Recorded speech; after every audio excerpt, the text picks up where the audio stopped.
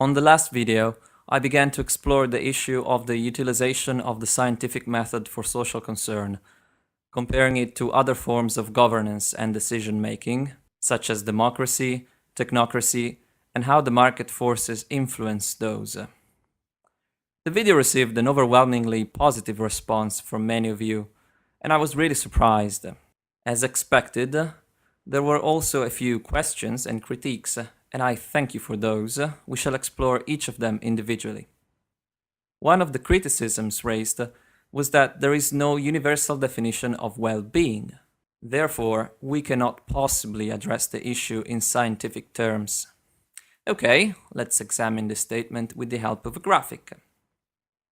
Imagine we have two persons. The one on the left is in the quintessential perfect well-being.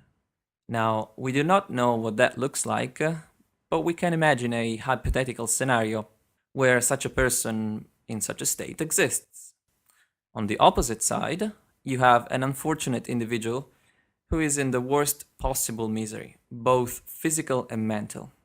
If you can imagine something bad in your life, it's there. And if you can imagine something worse than that, it's also there. Between these two conditions, there are millions of degrees of variation from left to right. Somebody here, for example, may have the following scenario. She never gets sick, she never broke a bone in her body, she can run a marathon and finish up with ease. She is generally very happy with her life and never displayed signs of depression or mental illnesses. She has a stable and balanced diet, as well as access to proper nutrition. She follows her interests with passion, and she is intellectually stimulated. Her social relationships are strong and healthy. Her sentimental life is more than satisfying, and she enjoys it thoroughly. Clearly, these are not all the best traits that one person can have, and it's far from being the ideal situation of well-being. It's just a point of reference.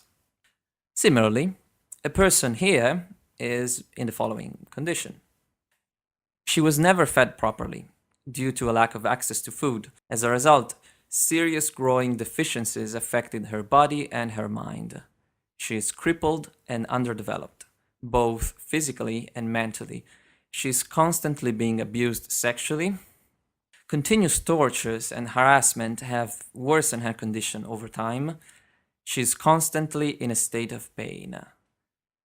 Whenever her body adjusts to a level of suffering, new pain is added and the torture continues.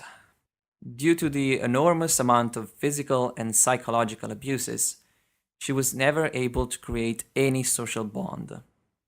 She developed psychosis and she is mentally unstable. I could go on, but I think you get the picture.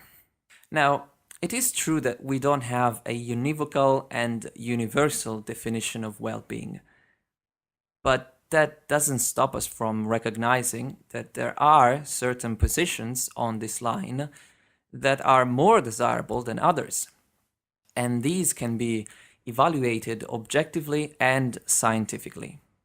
But we still don't understand everything about the human condition, you might say.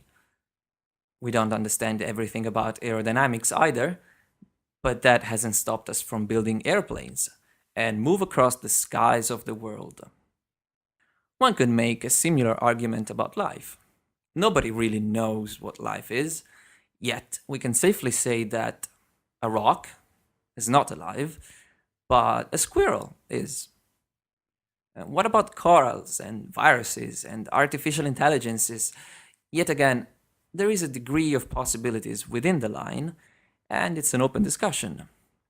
But when somebody stops breathing, grows cold, and starts to decompose, well, that might be a sign that the person is not alive anymore. Surely in the future we might discover that we got it all wrong, that rocks are alive and we are not, who knows? But at any given time, we have a context and a frame of reference, which we utilize to make an argument. This is not a philosophical discussion about the nature of truth in the realm of Platonic ideas. This is a very practical argument where we pose a question. Can we try and maximize well-being? And can we use a scientific approach to achieve this goal? And the answer is yes, in both cases.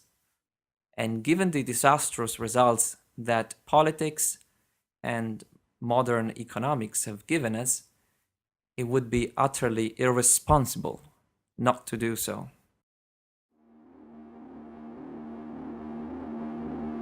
It really saddens me, the fact that even though we have an abundance of food and medicines in the world, millions of people continue to die. This is completely unnecessary and avoidable. We let economics and politics deal with this problem for far too many years, and they have failed. On 9/11/2001, 2,966 died in US soil. People still talk about how this could have been prevented. There is an intense debate about that. Today, 23,987 people, mostly children, died of hunger. There is no debate about that. We can prevent this Holocaust that keeps repeating every fucking day. It's time to evolve.